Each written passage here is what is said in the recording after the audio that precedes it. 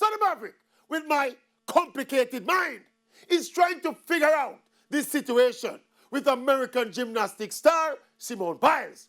So this big, high-profile star of the previous Olympics came into this Olympics, and like every other athlete, she had to face the adverse conditions of no spectators, restricted movements, and all the inconveniences associated with the COVID pandemic.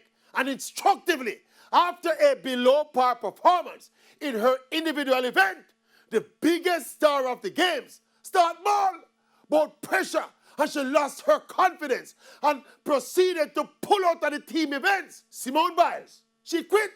She gave up on herself and on her teammates.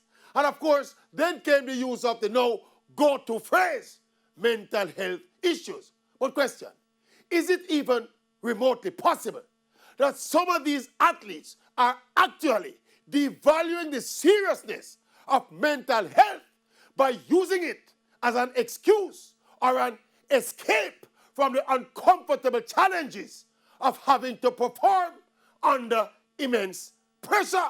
So the cop-out is, I can't deal with this. I am having mental health issues.